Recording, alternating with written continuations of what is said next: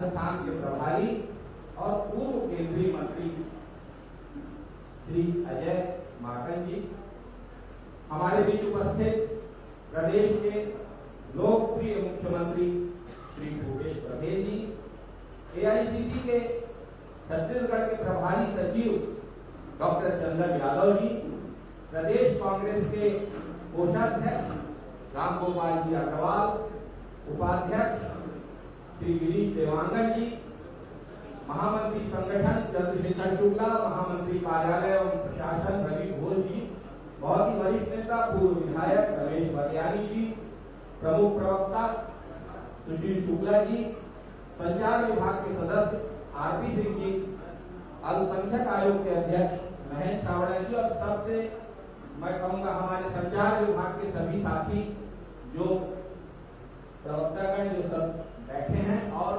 सबसे बढ़कर आप सब पत्रकार साथी जिनको हमने इस पत्रकार वार्ता के लिए आमंत्रित किया। श्री अजय माकन जी एक बहुत ही महत्वपूर्ण विषय पर आप सबसे चर्चा के लिए यहाँ आए हैं और उन्होंने अपना पूरा जो बातें कहनी है वो आपके बीच भी उनके निर्देशानुसार वितरित की जा चुकी है। मैं बहुत ही आदर और सम्मान के साथ श्री अजय माकन जी को आमंत्रित करता हूं कि वे इस महत्वपूर्ण पत्रकार वार्ता की शुरुआत करें।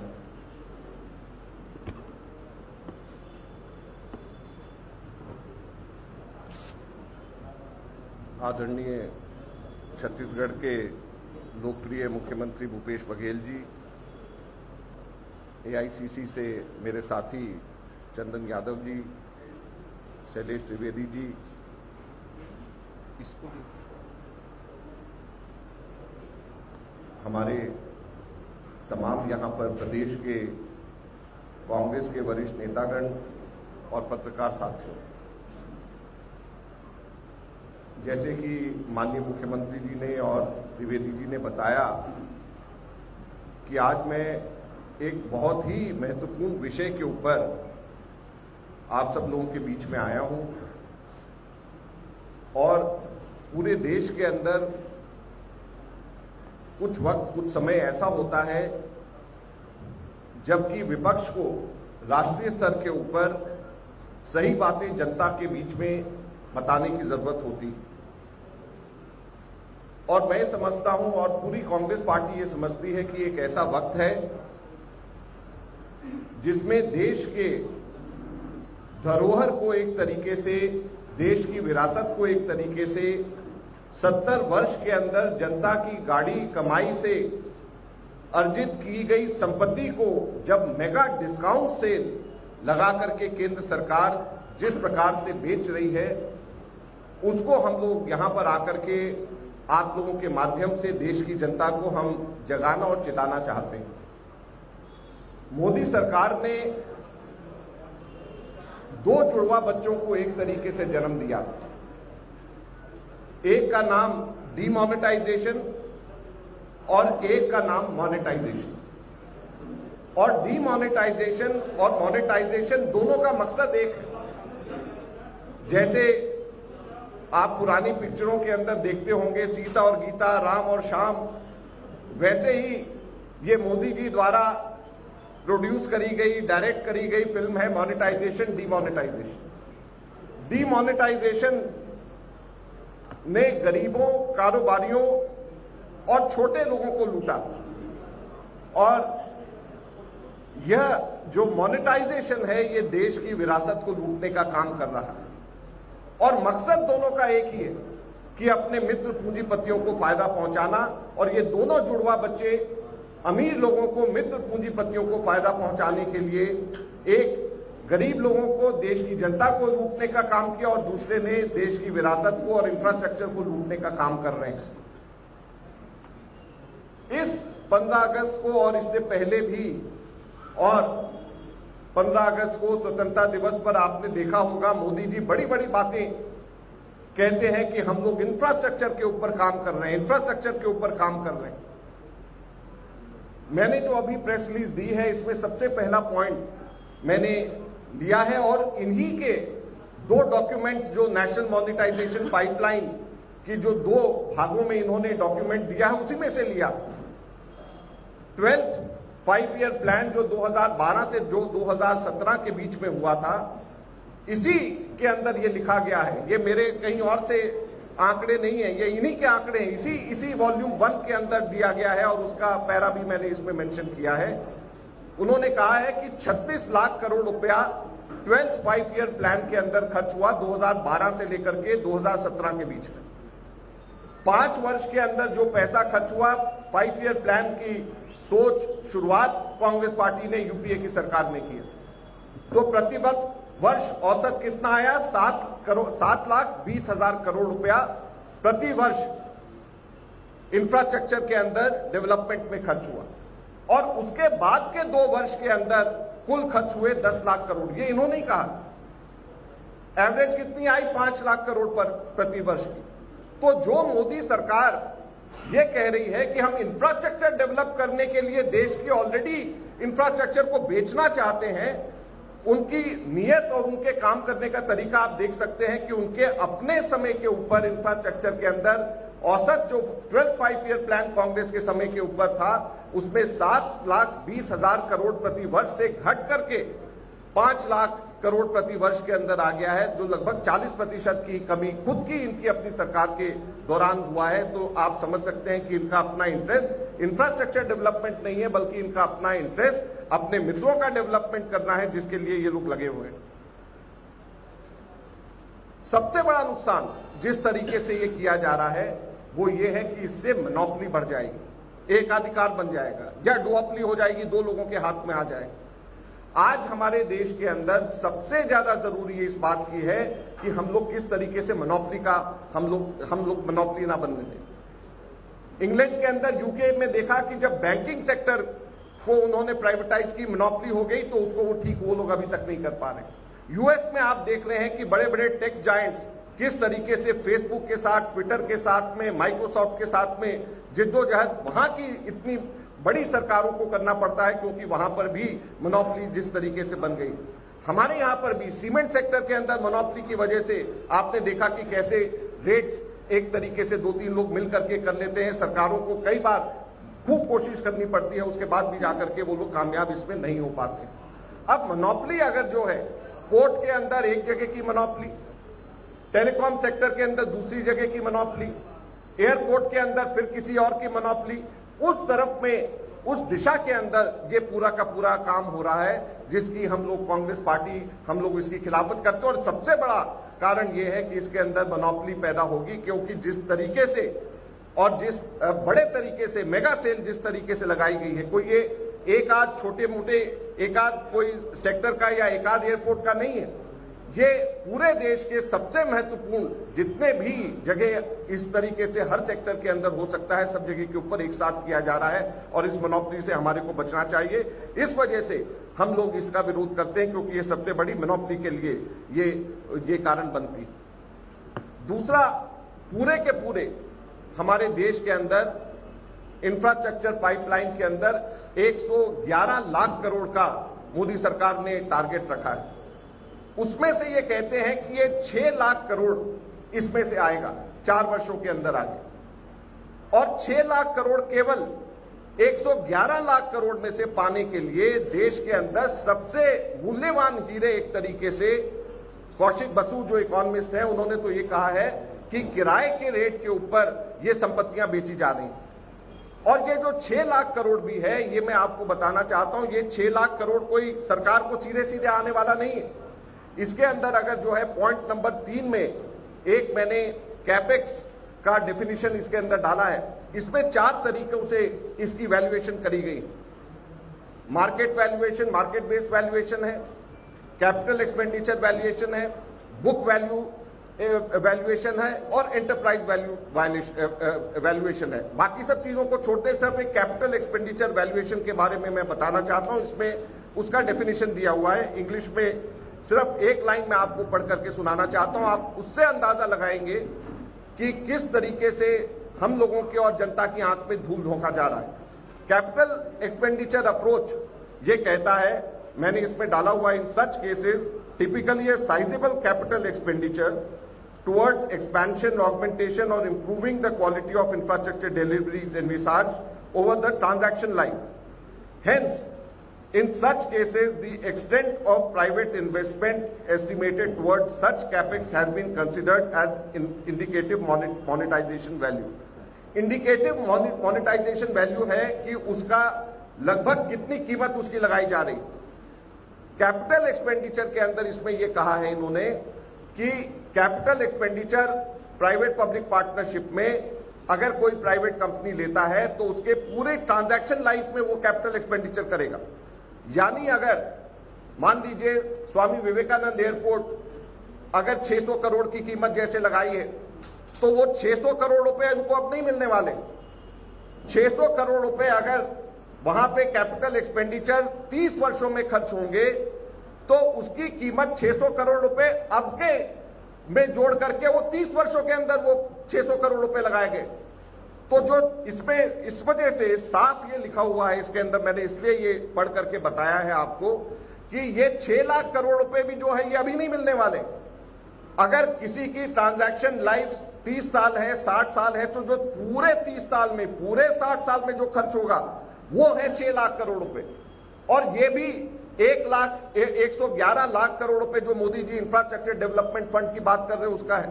तो जब ये कौड़ियों के भाव, ये सारे की सारी चीजें आज अगर जो है मार्केट वैल्यू यहां पे स्वामी विवेकानंद एयरपोर्ट की अगर आप देखें तो हजारों करोड़ की होगी, लेकिन उसको कौड़ियों के भाव केवल अपने कुछ मित्रों को उसको बेचने के लिए, और वो भी जैसे मैंने कहा कि कोई अभी के अभी 600 करोड़ नहीं मिलने वाले। और ये कैपेक्स अप्रोच, वैल्यूएशन अप्रोच इसलिए महत्वपूर्ण है कि इन्होंने टोटल 20 कैटेगरीज इन्होंने एसेट्स की बनाई है और 20 में से 11 कैटेगरीज कैपेक्स वैल्यूएशन अप्रोच की है। तो सबसे ज्यादा कैपेक्स वैल्यूएशन अप्रोच में होगा और इस वजह से यह महत्वपूर्ण है कि यह पैसा 6 लाख करोड़ की जो बोल रहे हैं, ये पैसे में से बहुत कम पैसा सीधे अपफ्रंट जिसको कहते हैं वो सरकार को मिलेगा।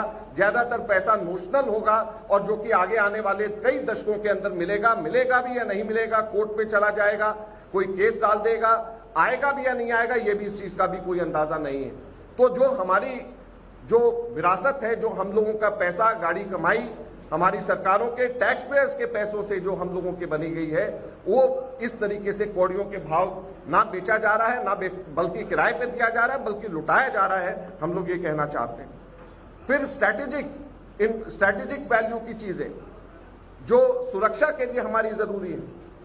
हमारे अगर कल को वॉर हो जाए, युद्ध हो जाए, तो हमारी आर्मी की मूवमेंट कैसे होगी? हमारी आर्मी की मूवमेंट ज्यादातर ट्रेन से होगी।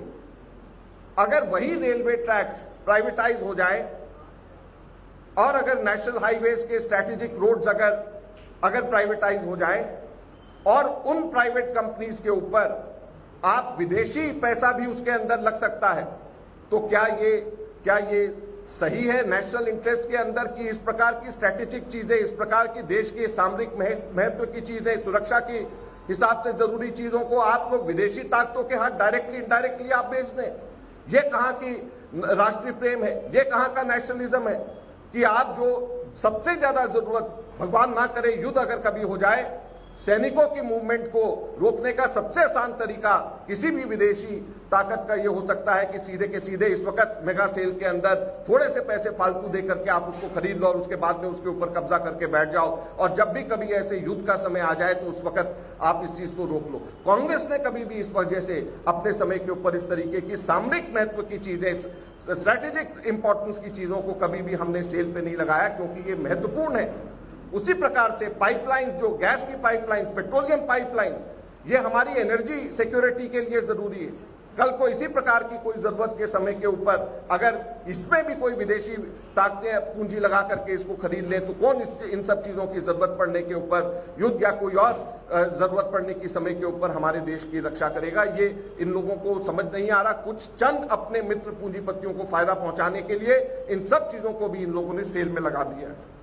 फिर रोजगार की सुरक्षा, हमेशा कभी भी प्राइवेट जहां पर चलती हुई कोई भी प्राइवेट जगह होती है उसमें पहले यूनियन से बात किया जाता है, उनको कॉन्फिडेंस में लिया जाता है, उनको बताया जाता है कि किसी की नौकरी नहीं जाएगी, कोई बेरोजगार नहीं होगा, और साथ के साथ में यह भी ध्यान रखा जाता है कि किस प्रकार से वहां पर schedule caste, schedule tribe, OBC सबकी रिजर्वेशन का और नौकरियों का सबसे बड़ा एक तरीका हमारी ये पब्लिक सेक्टर अंडरटेकिंग्स और सरकारी नौकरियां होती हैं। तो जब ये एक पूरी मेगा सेल लगा करके इस तरीके से पब्लिक सेक्टर अंडरटेकिंग्स को जो ये बेचने का काम कर रहे हैं, ये हमारे देश के अंदर इस प्रकार से जिन लोगों को नौकरियां आराम से इन पब्लिक सेक्टर अंडरटेकिंग्स के माध्यम से मिलती थी, उसके ऊपर भी एक बहुत बड़ा प्रहार है। हम लोग ये कहना चाहते हैं और इसलिए भी हम लोग इसका विरोध करते हैं। रेलवे की प्राइवेटाइजेशन के अंदर जैसे मैंने आपको बताया कि स्ट्रैटेजिकली सुरक्षा की दृष्टि से क्यों रेलवे हमारे लिए जरूरी है, साथ ही साथ में मैंने ये पॉइंट नंबर 6 में आपको बताया है कि कौन से रेलवे लाइंस और कौन सी स्टेशंस ये लोग प्राइवेटाइज कर रहे हैं। लाइंस कौन से प्राइवेटाइज कर रहे हैं? सबसे पहले दिल्ली मुंबई, दिल्ली चेन्नई, मुंबई चेन्नई। और रेलवे स्टेशन कौन से? नई दिल्ली, मुंबई सेंट्रल, CSMT, नागपुर, अमृतसर, तिरुपति, ग्वालियर, जो सब बढ़िया से बढ़िया स्टेशन जहां पे जगह बहुत है, जो सबसे लो हैंगिंग फ्रूट होता है, वो लाइंस जहां पर सबसे ज्यादा जहां पर कमाई रेलवे को होती है, वो सब के सब बेच रहे हैं। तो इसका नतीजा क्या होगा? जो प्रॉफिट मेकिंग रूट्स, जो प्रॉफिट मेकिंग स्टेशन हैं, वो सब के सब तो प्राइवेट हाथों में चला जाएगा और जो लॉस मेकिंग होगा वो सरकार के पास में रहेगा। और जो लॉस मेकिंग जब सरकार के पास में होगा तो उसकी भरपाई कैसे होगी? आपके और हमारे टैक्स पेयर्स के पैसे से। तो प्रॉफिट तो प्राइवेट और लॉस हमारा आपका, ये पूरे के पूरे इस सरकार की साजिश है।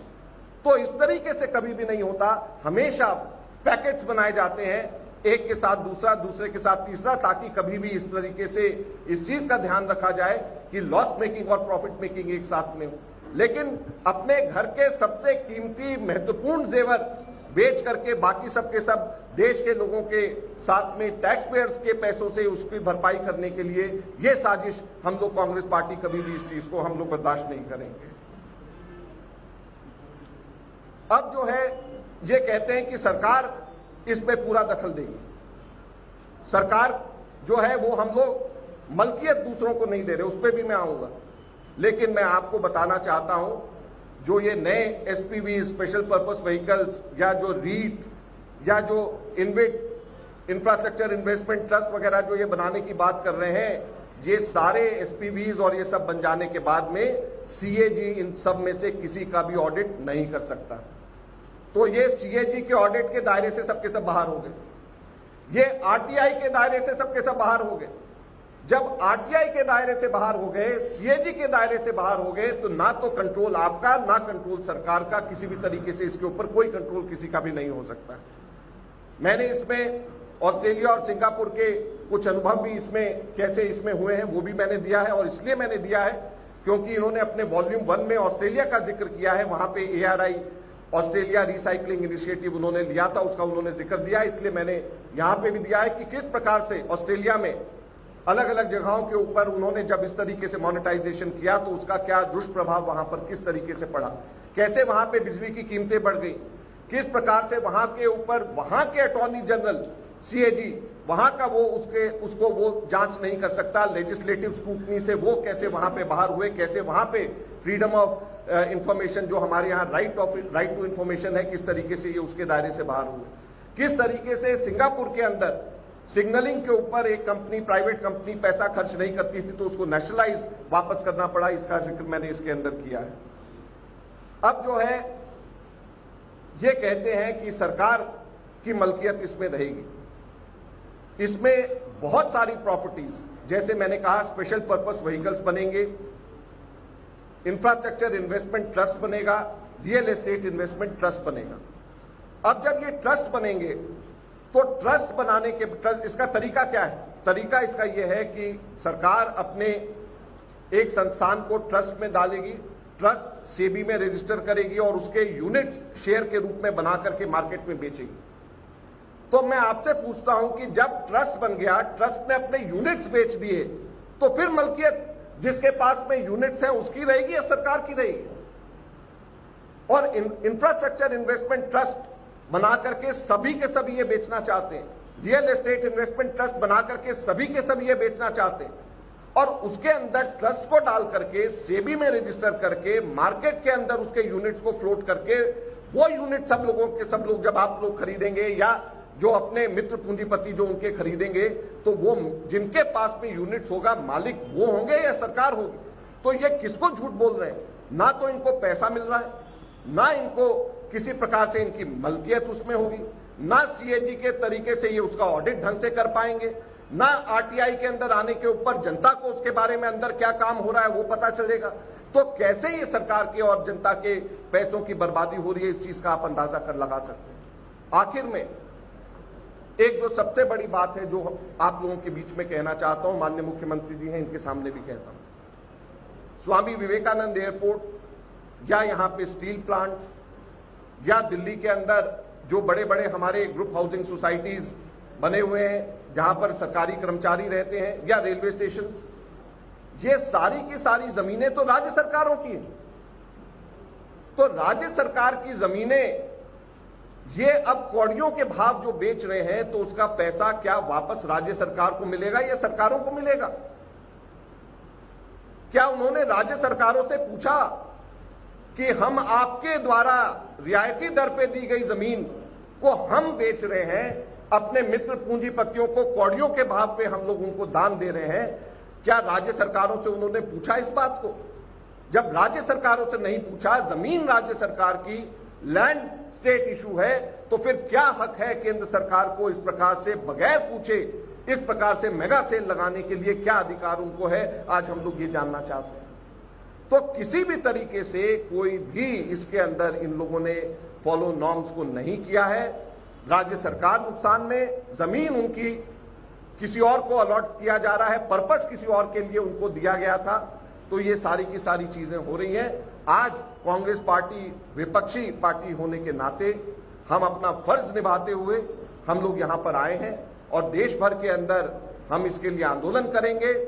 आज आप लोगों के माध्यम से देश की जनता को हम चिताना चाहते हैं कि अब जाग जाएं, ये हमारे देश की विरासत को लूटने का और हमारे देश की विरासत को, जो हमारे टैक्स पेयर्स के पैसे हैं, उन पैसों से जो बनाई गई संपत्तियां 70 सालों के अंदर कांग्रेस पार्टी ने बनाई है, उसको कौड़ियों के भाव में उसको अपने मित्रों को दान में एक तरीके से देने का कार्यक्रम केंद्र सरकार का है, जिसको रोकने के लिए हम लोग यहां पर आए हैं। मैं आपसे अनुरोध करूंगा कि आज केवल इसी विषय के ऊपर आप लोग प्रश्न पूछें, क्योंकि हम नहीं चाहते कि कोई और विषय यहां पे आकर के इस विषय को हम लोग डाइल्यूट करें। और आप लोगों से भी अनुरोध है कि इस विषय को डाइल्यूट मत होने दें। आज अगर ये विषय डाइल्यूट हो गया, आज अगर ये विषय लोगों के दिमाग से या सरकार के ऊपर, केंद्र सरकार पे अगर इसका प्रेशर नहीं पड़ा, तो हमारी ये सारी संपत्तियां जो हमारे ज्वेल्स हैं, ये हमने जो अर्जित करे हुए हैं, ये सबके सब एक एक करके बेचने की तैयारी में सब लोग हैं।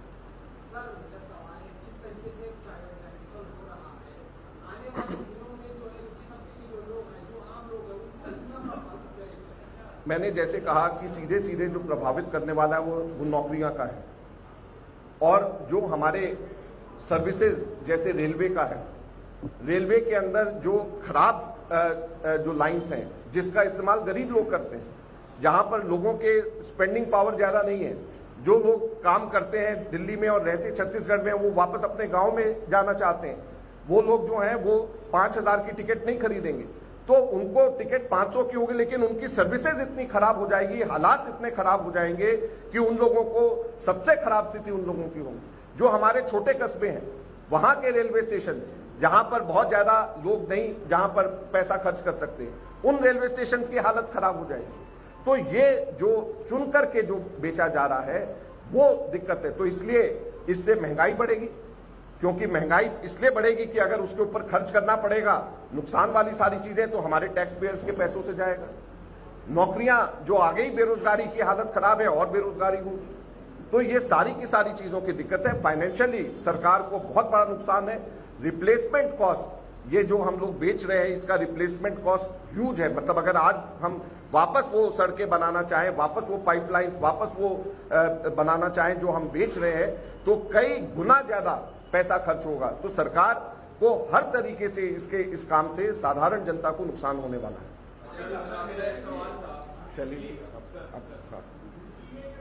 नहीं शैलेश जी, आप कुछ आप बता दो।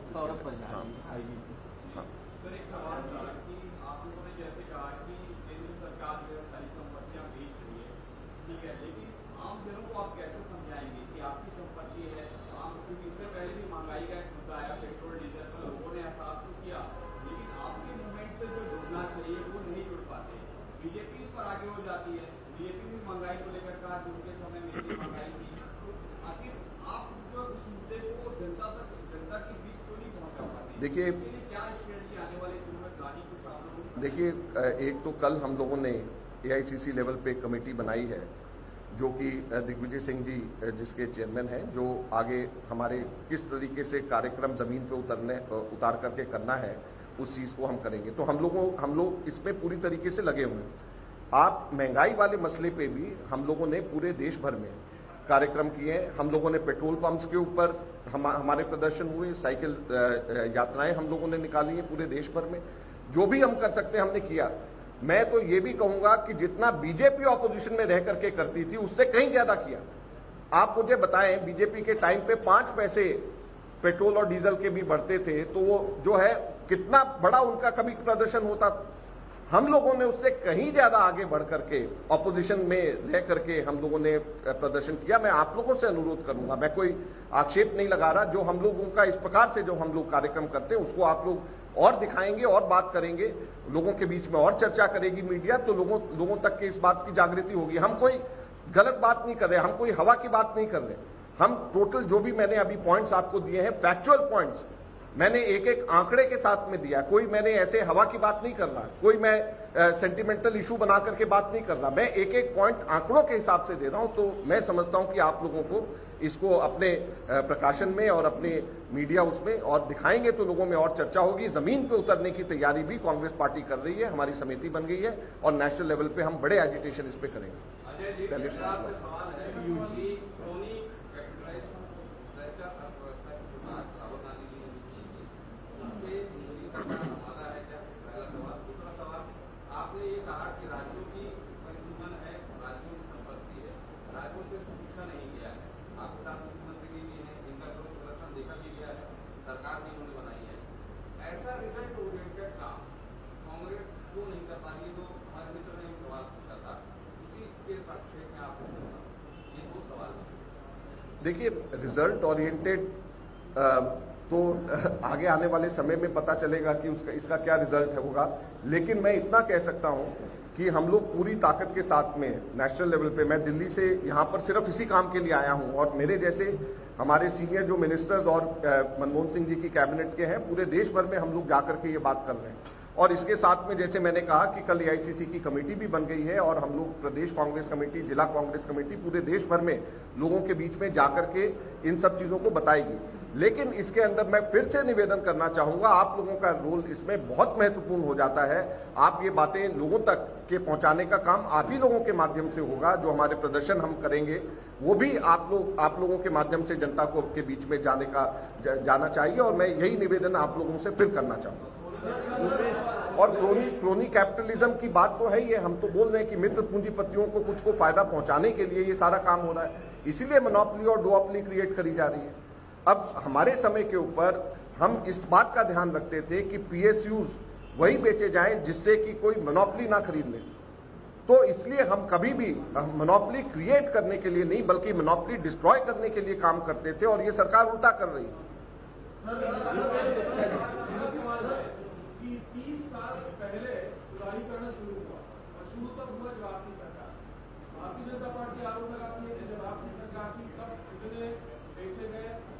आप ये आरोप लगाते हैं कि बेचा गया, लेकिन आज आपका स्टैंड ये है कि पब्लिक सेक्टर के लिए खड़े होने की बात करता है। आखिर जनता इस पार्टी पर कैसे एतबार करे?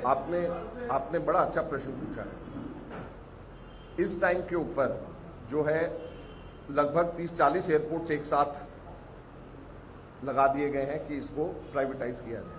हमारे समय पे सिर्फ एक दिल्ली अकेला सिर्फ हम लोगों ने उस टाइम पे किया था। क्यों? क्योंकि मोनोपोली क्रिएट ना हो। क्यों? क्योंकि उसमें ज्यादा दाम मिले।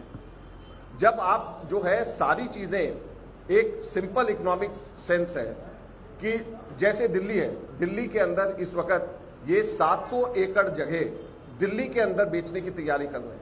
तो मुझे बताएं कि अगर वो 2 एकड़ एक बार में बेचे तो उसकी ज्यादा वापस वसूली होगी या 700 एकड़ एक साथ में बेच दे तो ज्यादा पैसा उसमें मिलेगा एक बार। दूसरा, जब 700 बेचेंगे एक साथ, तो एक तो उसका रेट कम होगा, और दूसरा साथ साथ में वो 1 और 2 लोग ही खरीदेंगे और कोई खरीद नहीं पाएगा, मोनोपोली क्रिएट होगी।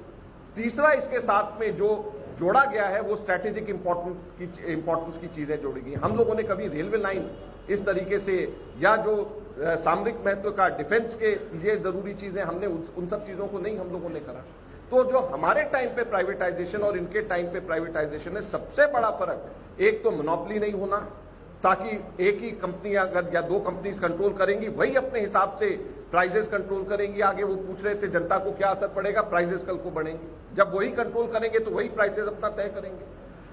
जब हम लोग करते थे तो हम पहले वहां के लोगों से डिस्कस करके, ट्रेड यूनियन से बात करके, उनको संतुष्ट करके, ट्राइपार्टाइट एग्रीमेंट करके जब जाकर के होता था।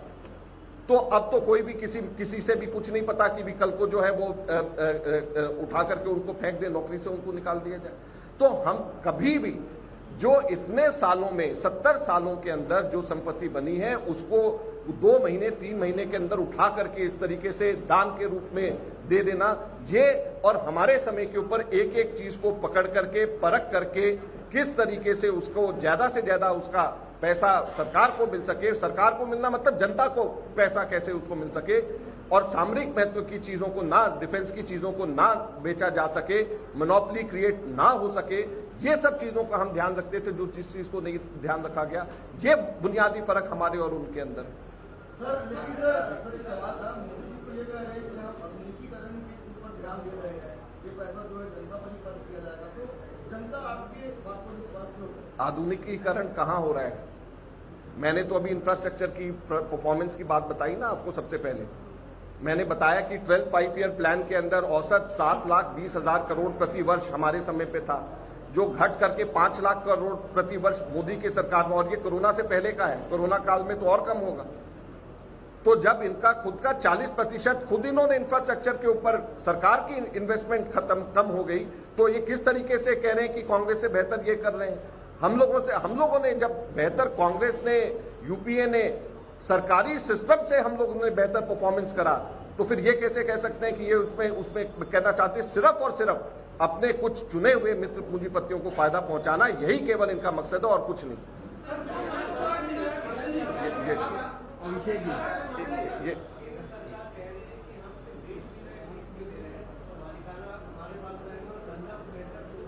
मैंने जैसे अभी आपको बताया कि जो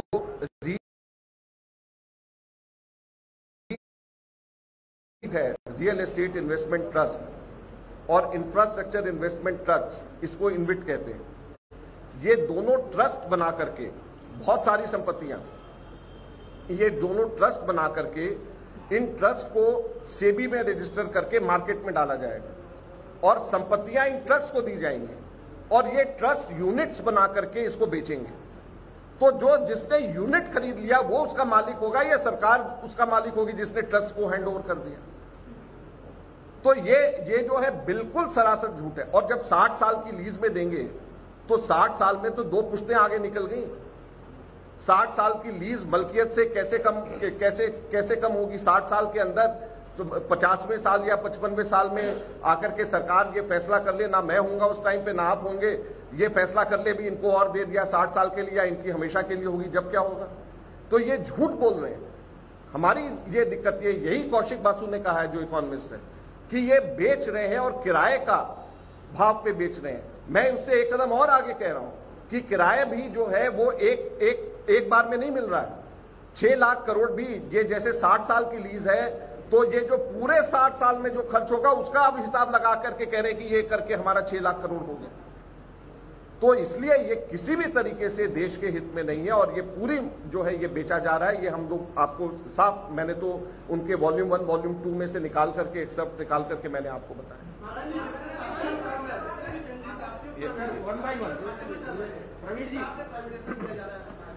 है।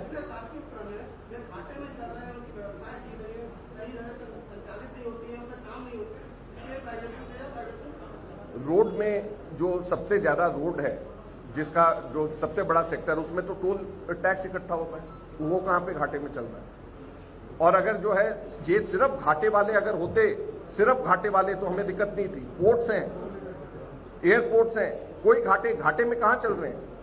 घाटे में सिर्फ घाटे वाला नहीं चल रहा। ये तो जो प्रॉफिट मेकिंग है, इनके खुद के इसमें इन्होंने कहा है कि हम प्रॉफिट मेकिंग को हम लोग आगे दे रहे हैं। इन्होंने खुद माना है, ये नहीं कह रहे कि भी घाटे वालों को दे रहे हैं। इन्होंने कहीं पे भी घाटे वाले शब्द नहीं बोला है। और रेलवे स्टेशंस भी और जो लाइंस भी जो ये लोग आगे बेच रहे हैं, वो वही लाइंस हैं जो प्रॉफिटेबल हैं, वही रेलवे स्टेशन हैं जहां पे सबसे ज्यादा फुटफॉल है, जहां पे सबसे ज्यादा इनकी बिक्री होनी है। तो ये कोई घाटे वाली चीज तो सरकार अपने पास रख रही है और प्रॉफिट वाली बेच रही है। कौशल भाई,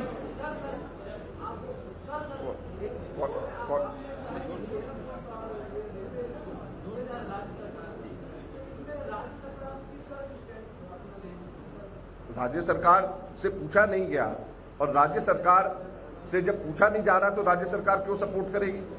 और राज्य सरकार जो है ऐसी चीजों में तो राज्य को वापस पैसा मिलना चाहिए, तो राज्यों को तो कुछ नहीं मिल रहा।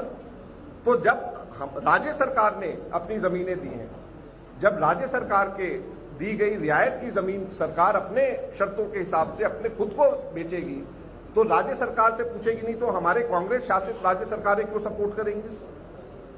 कौशल जी भास्कर से।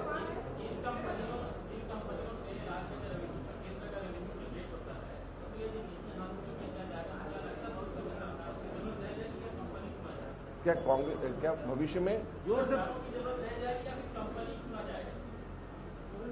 क्या भविष्य में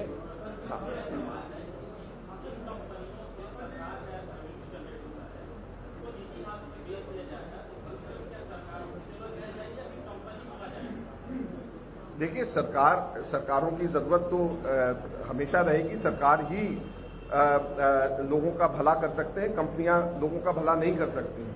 और जिस तरीके से एनडीए की सरकार और मोदी सरकार विशेष तौर के ऊपर काम कर रही है, ये सारी चीजों को प्राइवेटाइज एक करके कर रही है, तो आगे समय में तो पूरी कंपनियां ही एक तरीके से देश को चलाने का काम करेंगी। तो जो सर्विसेज हैं, खासतौर के ऊपर रेलवे की है, ट्रांसपोर्ट की है, वो सारी सर्विसेज तो सरकारों का काम होता है, क्योंकि वो उसमें सिर्फ प्रॉफिट मेकिंग उसका मकसद नहीं होता है। उसमें लोगों को बेहतर सुविधाएं देना मकसद होता है, नौकरियां देना मकसद होता है, कंपटीशन क्रिएट करना मकसद होता है, ताकि मोनोपोली ना बने।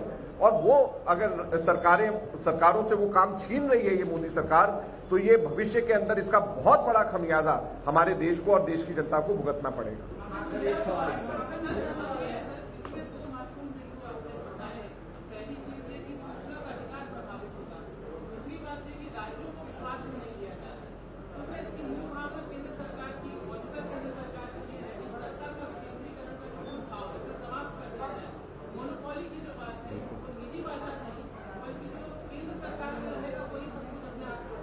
देखिए, निजी बाजार और इसमें जब राइट टू इंफॉर्मेशन और राज्य सरकारें दोनों को एक तरीके से खत्म करा जा रहा है, तो ये सिर्फ राज्य सरकारों से ताकत नहीं छीनी जा रही, लोगों से भी ताकत छीनी जा रही है। आरटीआई जो सूचना के अधिकार का कानून है, ये जनता को अधिकृत करता है, तो ये राज्य सरकारों की पावर्स भी क्षीण नहीं हो रही, बल्कि जनता की पावर्स भी क्षीण हो रही है। और साथ में लेजिस्लेटिव स्क्रूटनी भी अगर नहीं होगी, अगर सीएजी उसको ऑडिट करेगा, नहीं कर सकता, पीएसी के सामने वो नहीं आएगा, तो जो है एक तरीके से आप पूरे के पूरे लेजिस्लेटिव प्रोसेस को, लेजिस्लेटिव स्क्रूटनी को आप रोक रहे हैं, तो ये पूरे के पूरे डेमोक्रेटिक सिस्टम को नुकसान पहुंचाने वाली बात है।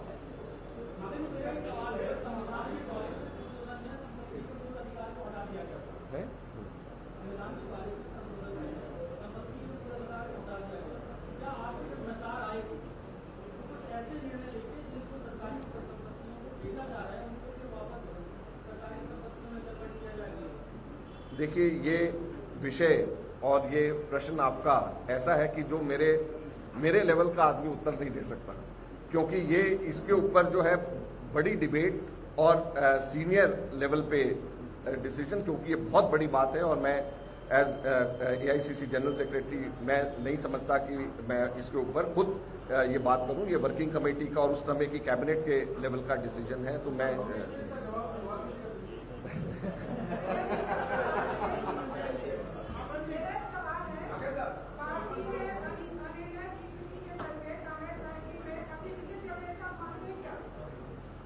मैं जो आज मोनेटाइजेशन का विषय है, मैंने सबसे पहले कहा और मैं उसमें आपकी मदद चाहूंगा, क्योंकि इस विषय को मत आप डाइल्यूट करें, ये बहुत महत्वपूर्ण विषय है।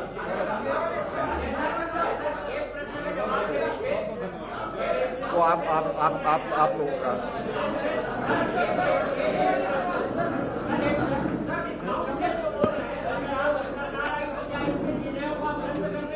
उस वक्त देखेंगे। अभी तो हम लोग पूरी ताकत से लड़ेंगे कि ये डिस्काउंट सेल को रोका जाए। अभी हमारे को उम्मीद है कि सरकार झुक जाएगी।